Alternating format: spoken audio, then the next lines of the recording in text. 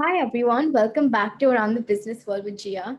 Today I have a very special guest, Miss Soumya Rajan. Before I dive into the content and the interview, I'm going to give you a small introduction. She is the first woman founder of a wealth advisory firm in India. Waterfield Advisors is a leading multi-family office and it's also the most awarded wealth advisory firm in our country. And I've also heard, like on a side note, that you personally handpick the Diwali gifts for each of your clients and handwrite appreciation notes for your employees, which is something I personally love. And I think it's so unique and special, especially in this generation. So now that I've given the audience a small introduction about you, I will start by just giving you a small idea of how the interview is going to be. So it's divided into three different sections: your childhood, your work life, and then a little fun and a bit more fun questions. All right. So I'll start with the most simple question for childhood is, can you describe your childhood in a few lines? So I think I was very fortunate in the childhood that I had. Basically, I'm one of a twin, and it was a very small nuclear family, and we lived in different continents as I was growing up. So I think I was very privileged to have an exposure and experience that a lot of other kids wouldn't have had. So I considered myself to be somebody who was quite lucky, had a very warm family that was always there, and a childhood that was extremely special. That's lovely. In fact, that leads me to my second question, which is not many people know you have a twin sister. Are you the elder or the younger sibling? I am actually the elder twin, so I was born 20 minutes earlier. Though I think they say that in Indian, I think there was a story that once an astrologer told my mother that basically had there been a kingdom and I was born first, my sister was born second, they actually say the second twin is the one who's actually older, so she would have inherited the kingdom. But having said that, she is a professor in economics at Cambridge University, and we share a very close relationship with each other. That's lovely. All right. So, my next question is, what is your favorite childhood memory that you'll always remember? I think the favorite childhood memory for me is we would go on weekends, my father, mother, my sister, and I, we would go out for long drives in various places outside of New York City, which was really towards, different parks and different kind of recreation centers. It was always a Saturday picnic. And I think what I remember the most is really sitting in the back seat of our Dodge Dart that we had, which was kind of like a sea green color, and we would be listening to country music as we would drive. So it's something which always has kind of stayed with me, just that family feeling of kind of going out on a drive and listening to great music as you drove. That sounds extremely cute and lovely. All right. So, my next question is, you studied at Oxford, New York, and Delhi. Which has been your most fascinating experience? Oxford by far has just been the most just the most wonderful. I think it's also a little special in my heart because that's where I met my husband. So Oxford was a very special place for us, both as individuals as well as a couple and family. So I think more than anything else, it was just the experience of having an international student community, which was extremely vibrant, and also one where you could freely express your thought. And in England, you had a very unique system, particularly in Oxford, of a tutorial system. So while you had these lectures, which were mass lectures, which were delivered to students, what was really nice is the concept of the tutorial, where it was just two or three students with your tutor, where you would actually discuss issues of which you felt at that time were of great importance. So and it wasn't always just restricted to your academic subject, because I'm a mathematician by training, but also larger issues around politics, around the state of the world, which really opens up a student's mind. So I think that's something that I think was an absolutely fascinating experience.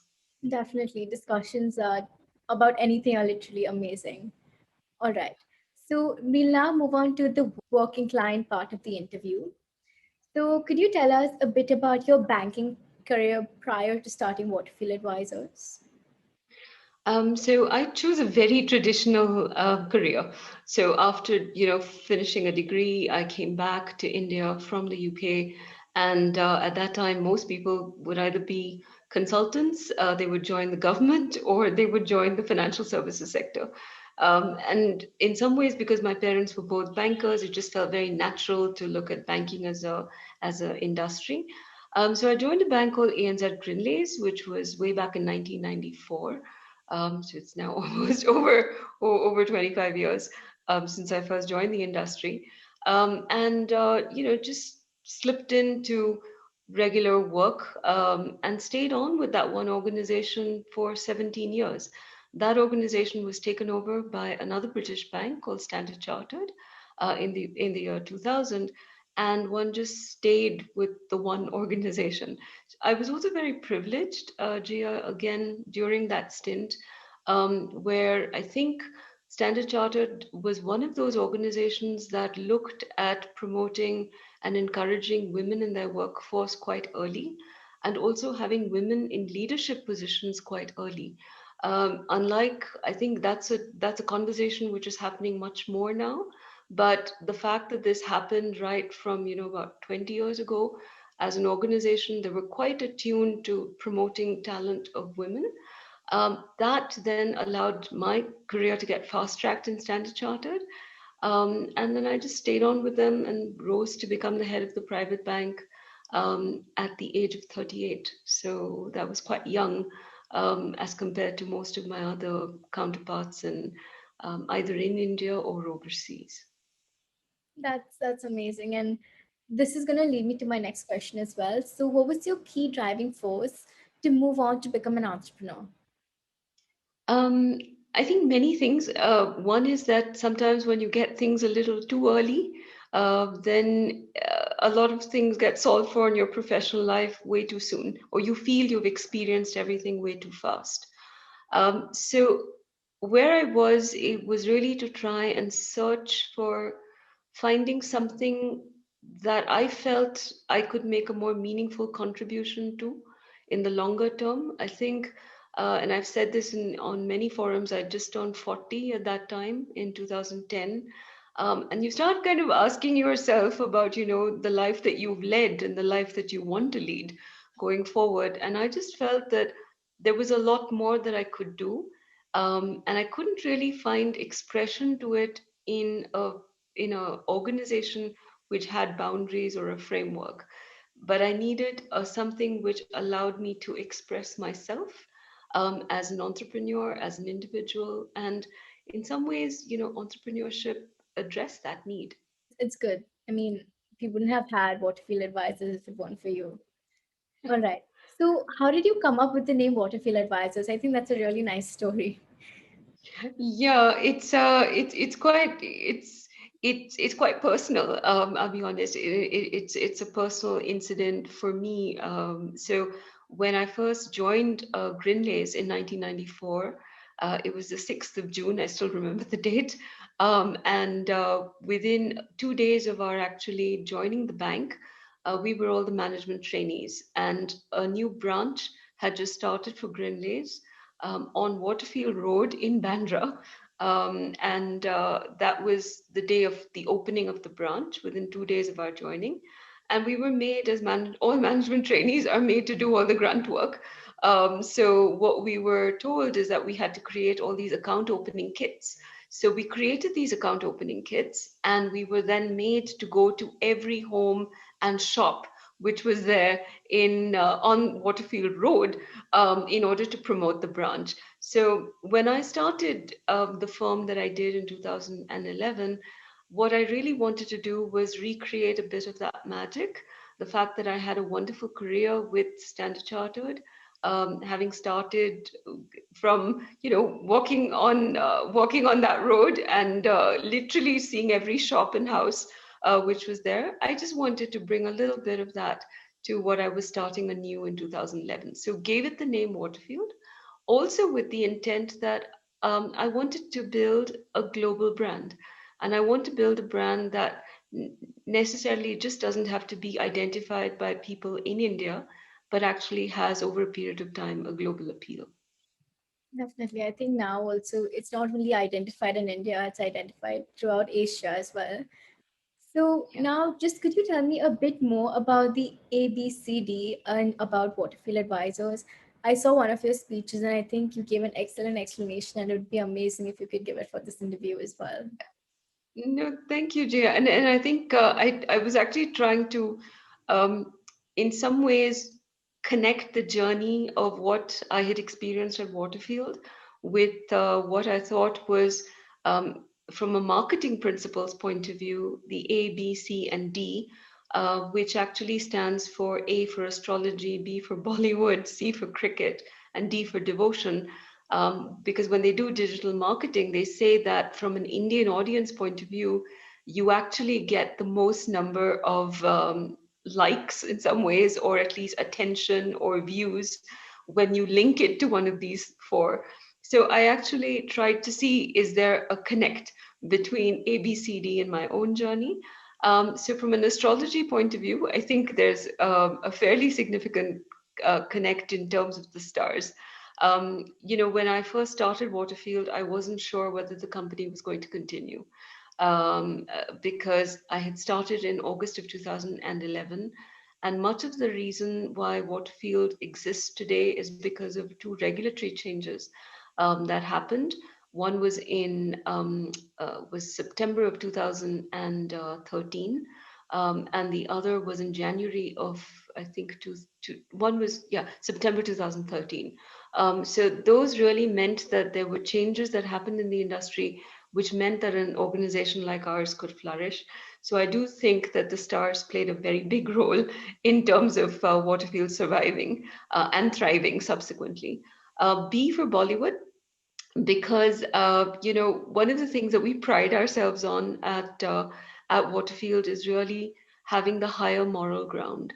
And I do believe that there's a link to a very famous dialogue which was there in the Hindi film Diwar, where there is this Ravi Varma and Vijay Varma, and uh, if I'm not mistaken, Ravi Varma then turns around and says, "Mere paas maa hai," when he talks about one brother saying that "Mere paas bangla hai, gaadi hai, and property hai, ab tumhare paas kya hai?" And then the Ravi Varma, the younger brother, says, "Mere paas maa hai." So in some ways, Waterfield holds that higher moral ground when we are talking to a client, because we have a model without a conflict of interest.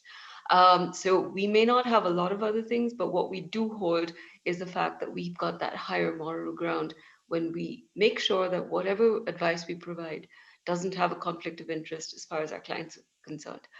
See cricket. How does Waterfield link up to cricket? I think at the end of the day, when you're building a business, Gia, you're building a business for the longer term. It's not a T20. It's not a 50 overs match. It is a test match. So if it's a test match, it is something which you really have to be prepared for the longer term. And the last, devotion, you just have to have a huge passion when you're building a business. It's not going to come instantaneously or overnight, but you have to have that belief, self awareness, self belief in order to drive that. So, devotion is key.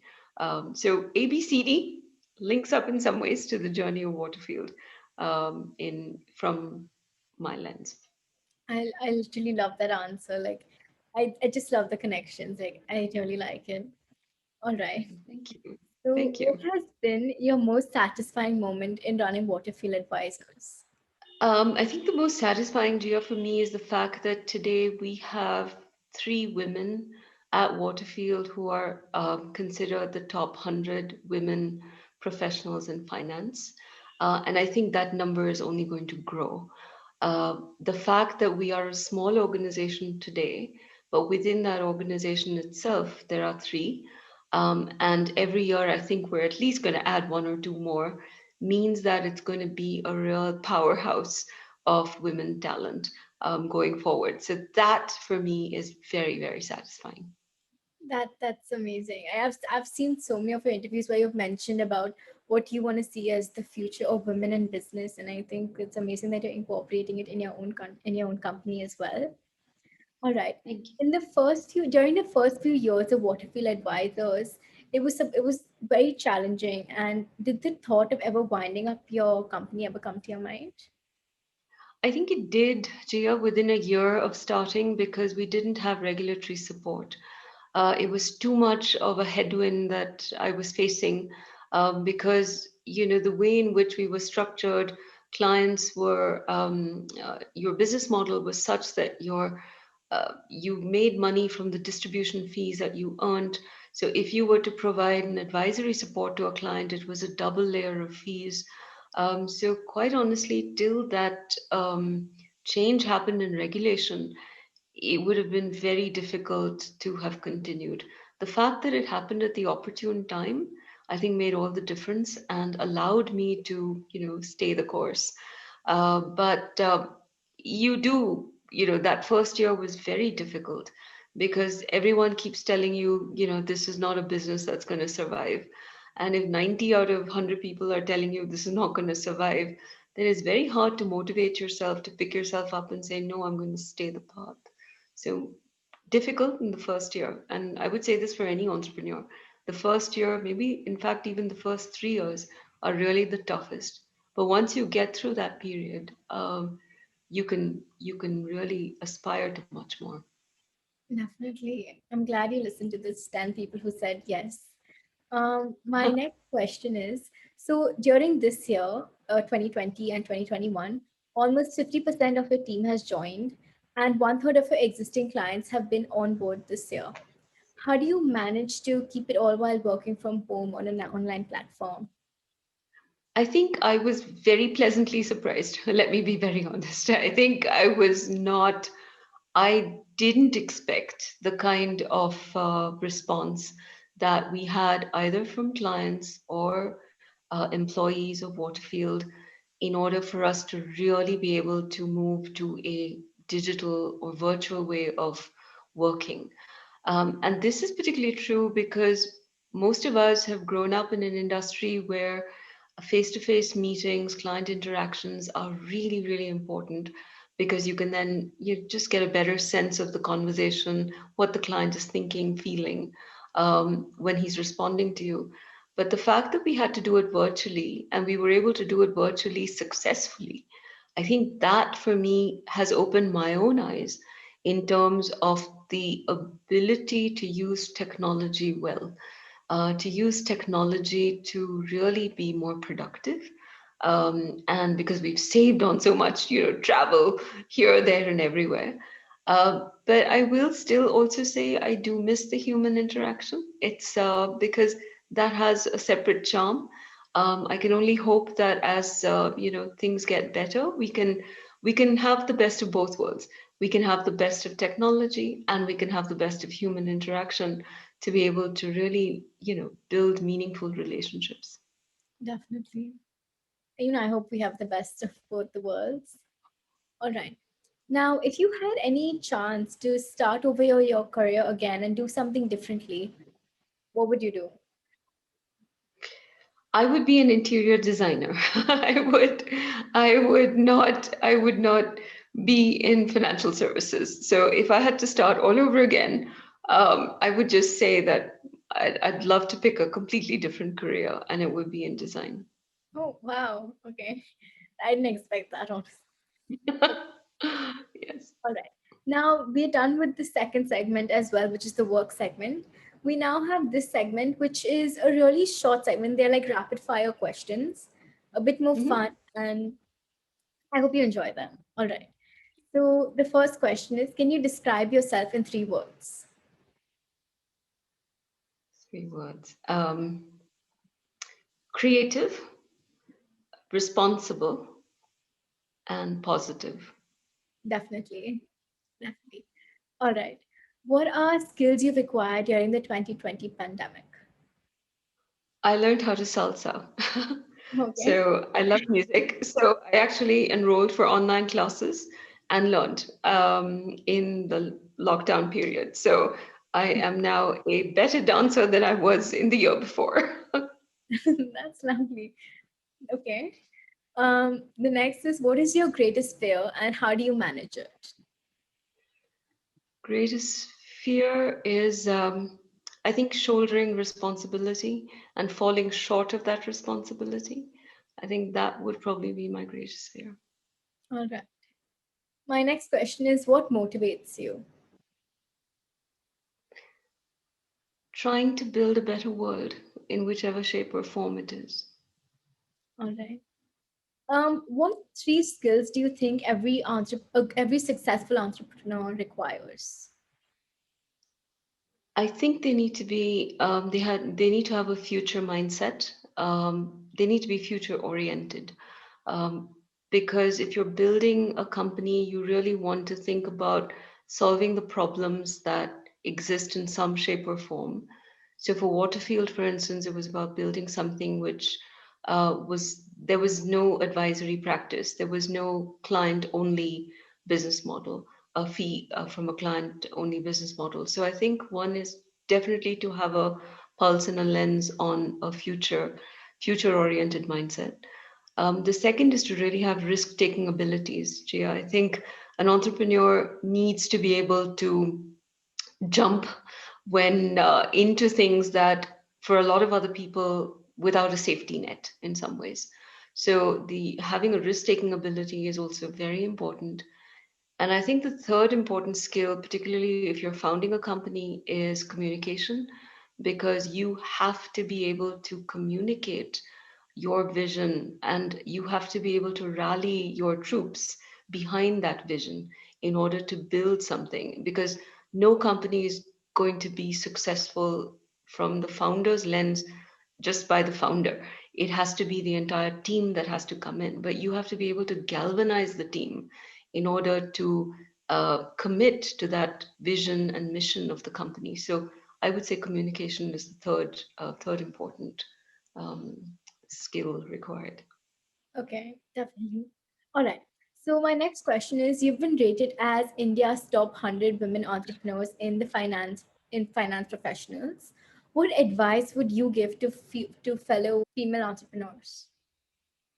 I think the fact that they've taken the plunge to become a woman entrepreneur is first and foremost great, because more than anything else, it is financial independence. But I would ask them and urge them to all go a step further, which is really around financial literacy, because I think not enough women entrepreneurs understand financial matters. They may be great entrepreneurs and understand how to implement a great idea, but the moment they talk about finance or look at anything remotely financial, then they'll always try to hand it over to somebody else because inherently they think that, oh, that's an area that I can't understand. So I would really urge any woman entrepreneur, great, you've made a beginning to be financially independent, but make sure you're also financially literate. Definitely. In a balance of both is important. All right. My next question is what inspires you or who inspires you and why is he or she your greatest inspiration?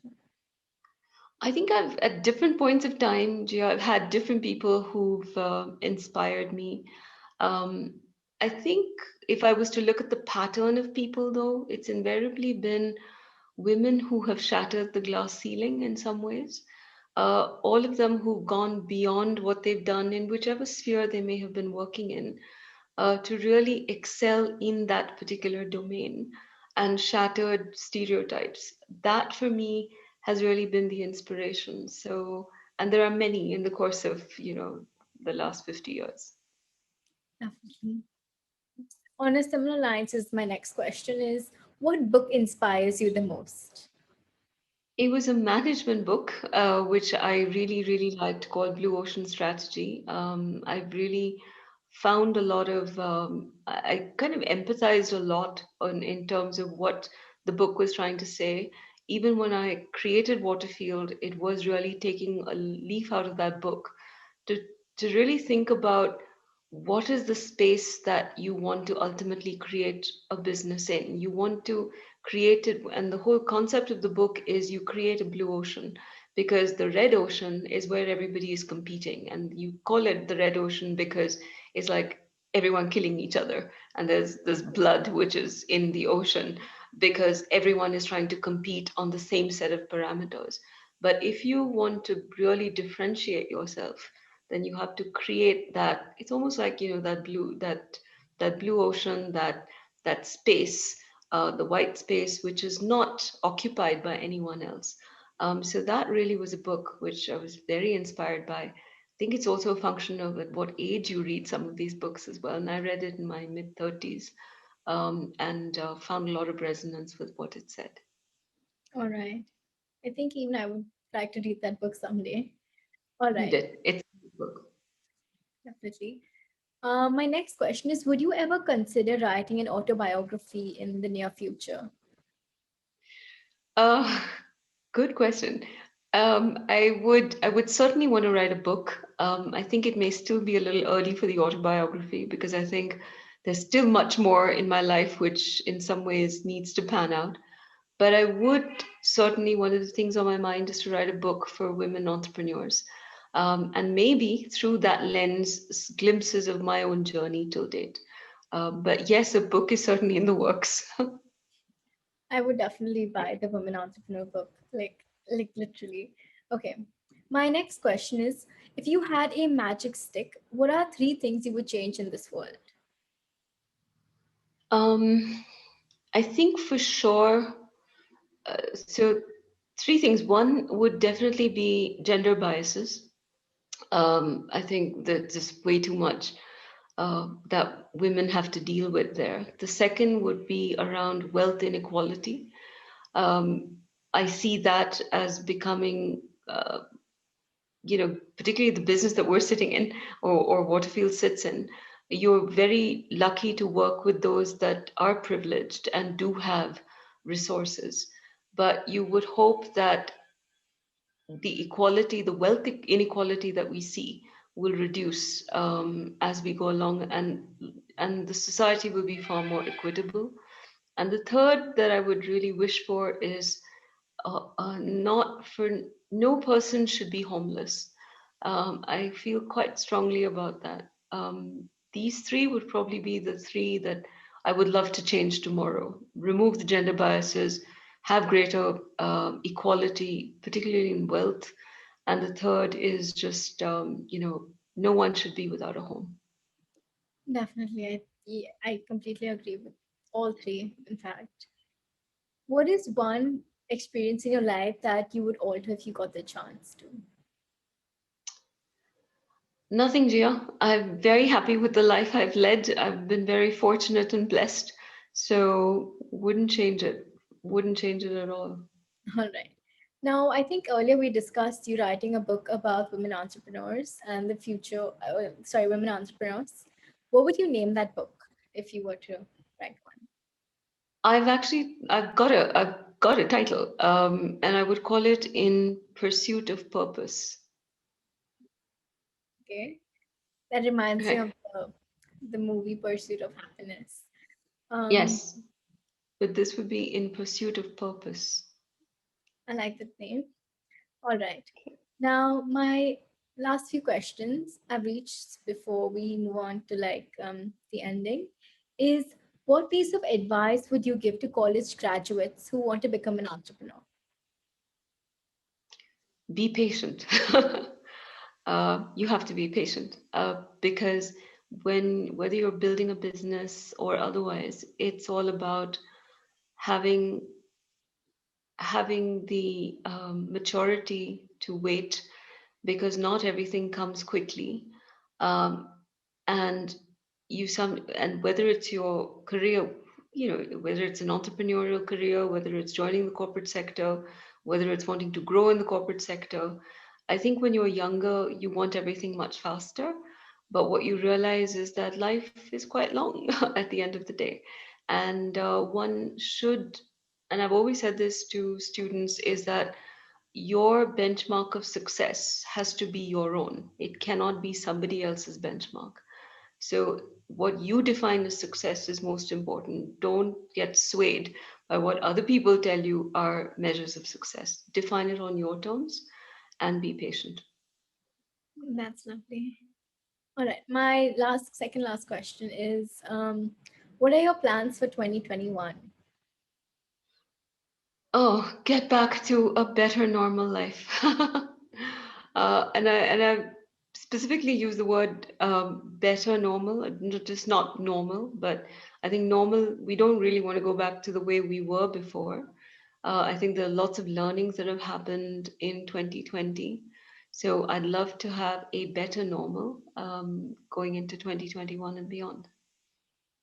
That's nice. I think everyone really wants a better 2020 normal life. Absolutely. All right. Now, my Absolutely. last question is, did you enjoy being a part of this show? Oh, I totally loved it. I totally loved it. And I think it's a wonderful, wonderful thing that you're doing, Gia.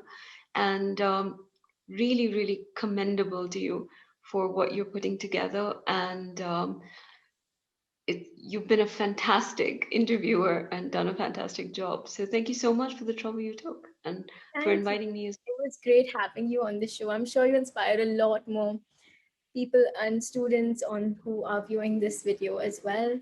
Thank you so much. I'm so glad you were able to make it for this interview.